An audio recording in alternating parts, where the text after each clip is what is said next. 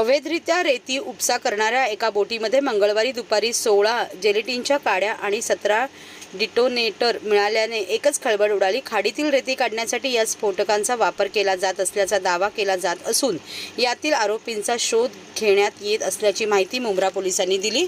ठाणे जिल्हाधिकारी कार्यालयात दक्षता पथकाची अवैध रेती उपसा करण्याविरुद्ध कारवाईसाठी कळवा, रेतीबंदर आणि मुंब्रा उल्हास नदी परिसरातील खाडी किनारी 12 सप्टेंबर रोजी दुपारी गस्त सुरू होती। यावेळी या पथकाला रेती उपसा करणाऱ्या 2 बेवारस बोटी कळवा रेतीबंदर खाडीकडे आढळल्या। या बोटींची विल्हेवाट लावत असतानाच त्यामध्ये जिलेटिनच्या कांड्या आणि डिटोनेटर मिळाले। त्यामुळे कळवा पोलिसांसह बॉम्बनाशक पथकालाही घटनास्थळी पाचारण केले। सुरुवातीला स्फोटकांचा नेमका वापर कशासाठी केला जातो याची नेमकी माहिती पोलिसांनाही नसल्यामुळे या भागात घबराटीचे वातावरण पसरले होते। चौकशीमध्ये खाडीतील घट्ट बसलेली रेती मोकळी करण्यासाठी या स्फोटकांचा वापर करण्यात येत असल्याची माहिती उघड झाली। जिल्हाधिकारी कार्यालयाचं दक्षता पथक 2 त्यांचे सिनियर क्लर्क भोईर आणि त्यांची टीम आज अवैध रेती उत्खननावर कारवाई करत होती। दिवा खाडीमध्ये त्यांना 2 बार्ज मिळून आलेल्या आहेत आणि त्या 2 बार्जपैकी एका बार्जवर जिलेटिनच्या 16 कांड्या आणि 17 डिटोनेटर मिळालेले आहेत। या संदर्भात पुढील कारवाई चालू आहे। असं कशासाठी याचा वापर होऊ शकतो, नक्की तक्रार काय होती कलेक्टर ऑफिसकडून आणि या ठिकाणी तुम्ही देखील आलेला आहात, फ्लाइंग स्क्वॉड देखील होतं, त्याच्या प्रकारे ही कारवाई करते। पोलीस स्टेशनला आत्ता फक्त जेवढी मी माहिती सांगितली तेवढी प्रायमरी स्वरूपात मिळालेली आहे। या संदर्भात जिलेटिनच्या काड्या कशासाठी वापरण्यात जात होत्या या संदर्भात आपल्याला जिल्हाधिकारी कार्यालयाकडून अधिक माहिती मिळेल। पोलिसांचं फक्त आता प्रायमरी इन्व्हेस्टिगेशन चालू आहे। पंचनामा करून आम्ही पुढील कायदेशीर कारवाई करतो। जे कामगार पळून गेलेले त्यांच्यासाठी शोध पथक आहे का किंवा त्यांच्यासाठी शोध घेतात का तुम्ही? जे कामगार आता जस्ट ही सगळी तुमच्या समोर दिसते, आत्ताच त्या बार्ज इथं आणलेल्या आहेत आणि जे समोर दिसतंय त्याच्यानुसार आम्ही पंचनामा करतोय आणि यानंतर पुढील कारवाई आम्ही करणार आहोत। सर, स्थानिकांकडून वारंवार आहे ते या ठिकाणी रेती उत्खनन असेल किंवा या ठिकाणी गैरव्यवहार घडण्याच्या ज्या तक्रारी आहेत त्या येत असतात, तर या ठिकाणी अधिकचा बंदोबस्त वगैरे किंवा अशा प्रकारची काही या संदर्भात कळवा पोलीस स्टेशनला अद्यापर्यंत कुठली अशी तक्रार प्राप्त झालेली नाही आहे। जर जिल्हाधिकारी कार्यालयाकडनं किंवा स्थानिक कोणी आमच्याकडे तक्रार केली तर आम्ही कायदेशीर कारवाई करू। सर, याच्यानंतर काय अजून इनक्रीज सिक्युरिटी वगैरे काही वाढेल का याच्यानंतर वॉटर सोर्सेसमध्ये? पाण्यासंदर्भात आता जिल्हाधिकारी कार्यालय महसूल विभाग जो आहे ते ठरवणार आणि त्यांनी मदत मागितली तर आम्ही त्यांना बंदोबस्त पुरवणार आहोत। येणाऱ्या काळात गणेश उत्सव आहे, त्या पार्श्वभूमीवर ही घटना घडली, काय सांगायचं अशा प्रकारे? आता जे काही स्फोटक मिळून आलेलं आहे त्या संदर्भात चौकशी चालू आहे। पुढील तपासाअंती त्यातनं काय निष्पन्न होतं त्यानुसार पुढची कारवाई करणार आहोत। सर, हिंदी बता दीजिए। जिलेटिन की जो काड़ी मिली है, जिलेटिन की जो काड़ी मिली है उसमें वो बाज में थी और उसका वापर किस लिए होता है वो हमें भी पता नहीं। और जिलेटिन है, वो जिलेटिन है वो भी हमारे स्टाफ थे, पुलिस कांस्टेबल तिटमे मेजर, उन्होंने बताया कि ये जिलेटिन की काड़ी है, तो उसे पता चला ये जिलेटिन है। तो फिर बाद में हम इधर आए तो पुलिस यंत्रणा भी आ गई, तो उन्होंने कार्रवाई आगे की उसमें की है। रेती बंदर जो है हमेशा रहबरी का इलाका रहता है। यहाँ पे शाम के टाइम अनेक लोग यहाँ पे पर्यटन स्थल के नाम पे रहते हैं। यहाँ पे जिस तरीके से आने वाले कुछ दिनों में सन भी है यहाँ पे, तो क्या लगता है उसी को देखते हुए इस तरीके से जिलेटिन की काड़ियाँ मिले, कहीं कुछ ना कुछ होने की आशंका बताई जा सकती है? ये बोल नहीं सकता क्योंकि ये बात जो है वो रेती के लिए यूज़ होता है, जो बात हमने, और उसके साथ सेक्शन पंप भी था, तो ये रेती के लिए बात है। कितना जिलेटिन की कांडियाँ मिली है जिसमें कुछ जो है सेट भी रेडी था जो कभी भी ब्लास्ट हो सकता था?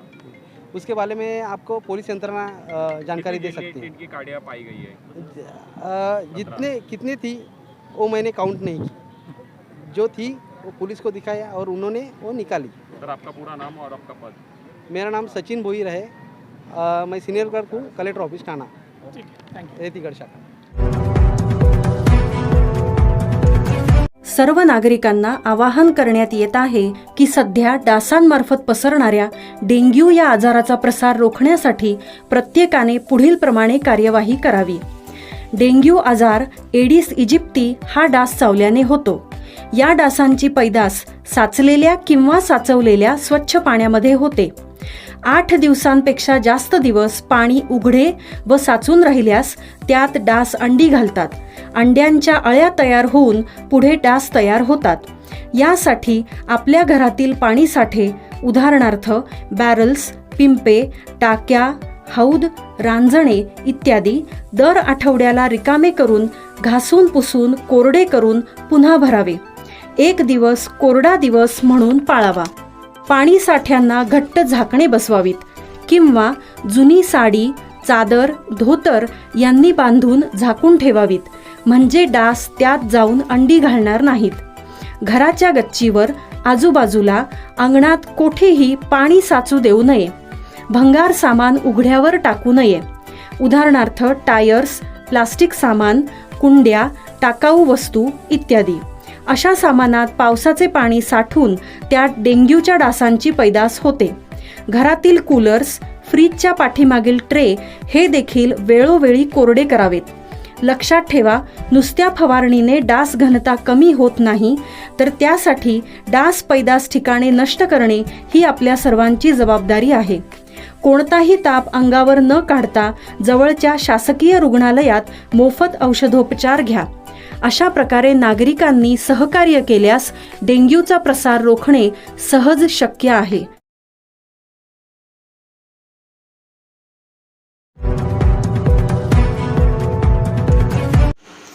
जिजाऊचा जागर परंपरेचा उत्सव मंगळागौरीचा सोहळ्याला ठाणेकर महिलांचा गर्दीचा उच्चांक. जिजाऊच्या सामाजिक उपक्रमाने ठाण्याची नवी पिढी घडते. नरेश म्हस्के. जिजाऊ शैक्षणिक व सामाजिक संस्थेचे संस्थापक अध्यक्ष निलेश सांबरे यांच्या संकल्पनेतून व मार्गदर्शनाखाली ठाण्यातील डॉक्टर काशीनाथ घाणेकर नाट्यगृहात मंगळवारी जागर परंपरेचा उत्सव मंगळागौरीचा या कार्यक्रमात ठाण्यातील हजारो महिलांनी उपस्थित राहून खेळ सादर करीत उपस्थित पाहुणे व रसिकांची मने जिंकली.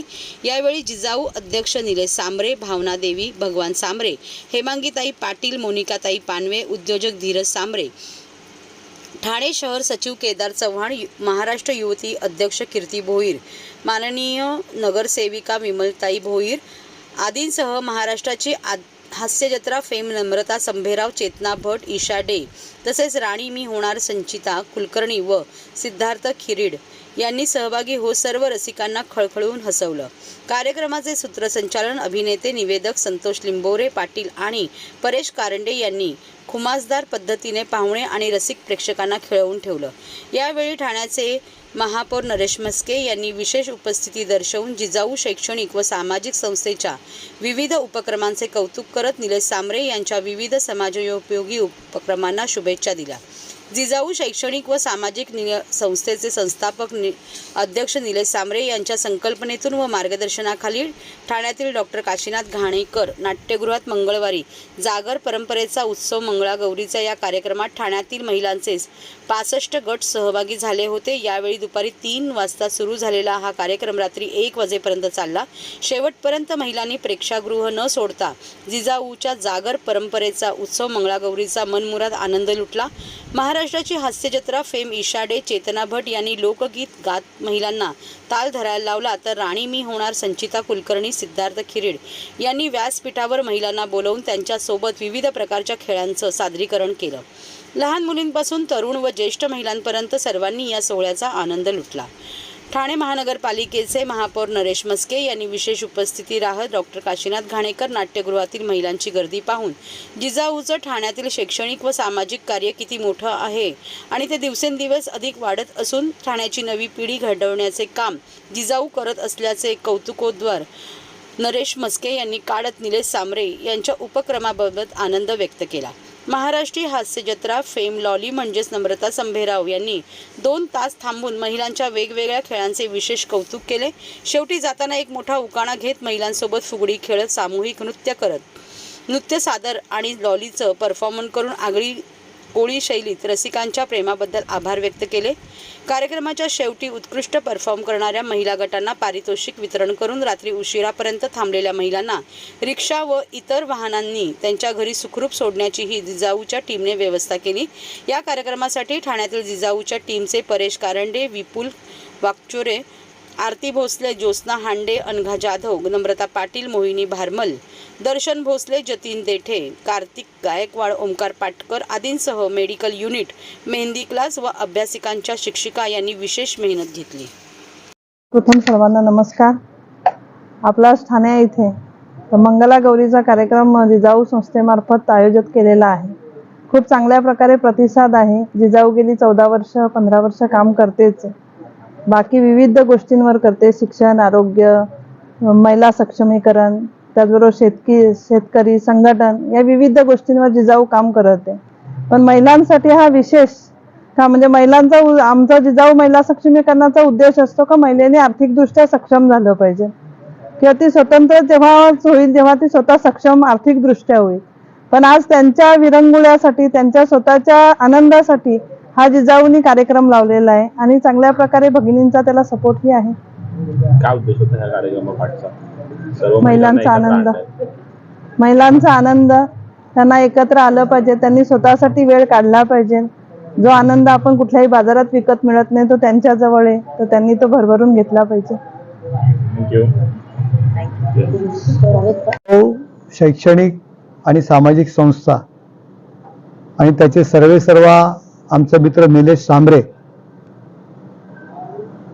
सामाजिक आणि राजकीय क्षेत्रामध्ये प्रचंड असं काम करणारे, प्रामुख्याने सामाजिक क्षेत्रामध्ये आदिवासी विभाग असेल, वाडा, जव्हार, मोखाडा, विक्रमगड, पालघर, शाळा असतील, वाचनालय असतील, अभ्यासिका असतील, त्याचबरोबर हॉस्पिटल्स याद्वारे मुलांच्या नोकरीचा, आदिवासी मुलांच्या नोकरीचा विषय असू द्या, या सर्वांमध्ये अग्रेसर असणारे, ज्या समाजात मी जन्माला आलोय, ज्या भागात मी जन्माला आलोय, त्या समाजाच्या आणि त्या भागाच्या उद्धाराकरता सतत झटणारे निलेश सांबरे उत्कृष्ट असं काम करत असतात. विविध विभागामध्ये त्यांचं काम आहे. त्यांच्या कामाचा डोंगर त्यांनी उभारलेला आहे. त्यांनी ठाण्यामध्ये सुद्धा मंगळागौरीचा जो उत्सव त्यांनी ठेवलेला आहे, म्हणजे ग्रामीण भागातून ते शहराकडे सुद्धा त्यांनी आगेकूच केलेली आहे आणि आपल्या संस्थेचं सामाजिक उपक्रम ते वाढवत आहेत. त्या संस्थेला आणि निलेश सांबरे यांना माझ्याकडून हार्दिक शुभेच्छा. आरोग्य आणि शिक्षणासाठी विशेषतः जिजाऊ काम करत असते. त्याचबरोबर महिला सक्षमीकरण, ज्याप्रमाणे ग्रामीण भागामध्ये, आदिवासी पट्ट्यामध्ये कुपोषण किंवा आरोग्याच्या विविध समस्या आहेत, रोजगाराच्या समस्या आहेत, तशाच समस्या आज शहरामध्येही कोविडपासून आपण पाहतो की प्रचंड बेरोजगारी वाढते.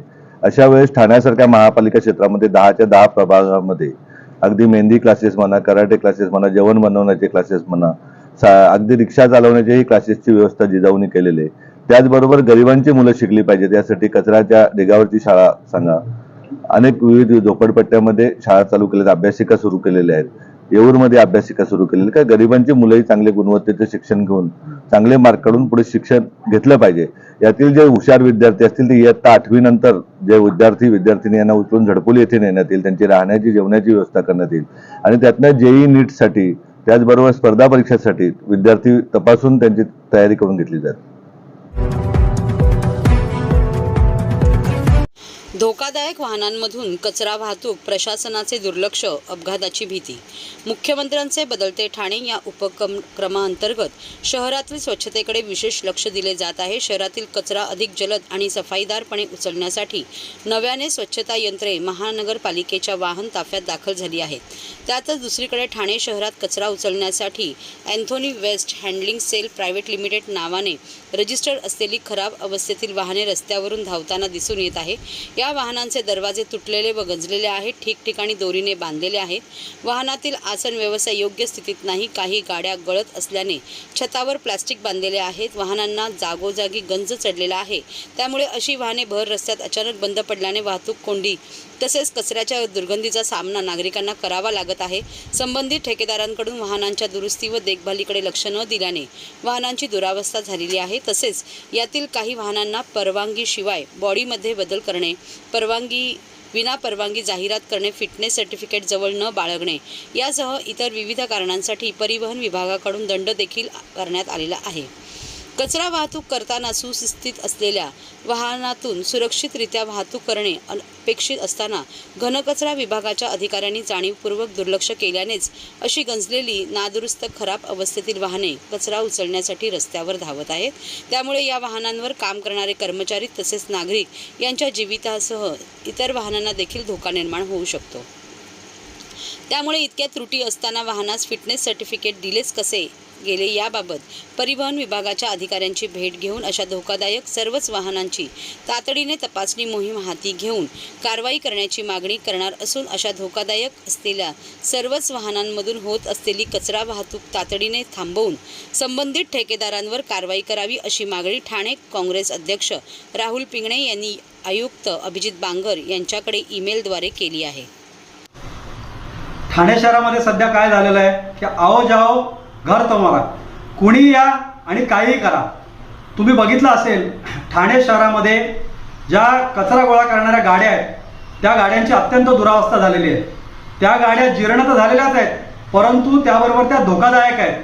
त्या गाड्यांच्या मध्ये असलेल्या सीटना कुशन नाही आहे, गाड्यांमधनं ऑइल लीक होत आहे की गाड्यांना दरवाजे व्यवस्थित नाही आहेत किंवा वरून त्या गाड्या गळत आहेत आणि त्याच्यासाठी प्लॅस्टिक टाकलेलं आहे. आणि अशा प्रकारच्या नादुरुस्त गाड्या या ठाणे शहराच्या रस्त्यावरती वारंवार या बंद पडत आहेत. त्यामुळे ठाणेकर नागरिकांना एक तर वाहतूक कोंडीचा असेल प्रचंड त्रास होतो आणि त्या कचऱ्यापासून होणाऱ्या दुर्गंधीचा प्रचंड त्रास ठाणेकर नागरिकांना होतो.